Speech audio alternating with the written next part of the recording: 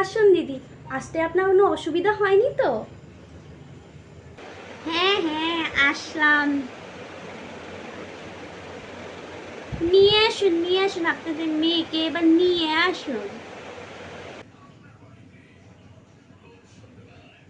গো মা, রান্না বান্না কিছু কি জানো, নাকি বসে বসে শুধু খেতে জানো? আমার মেয়ে সব জানে। আমার মেয়ে জুতো সেলাই থেকে চন্ডী পাঠ, সব রান্না বান্না সব কাজই জানে আমার মেয়ে।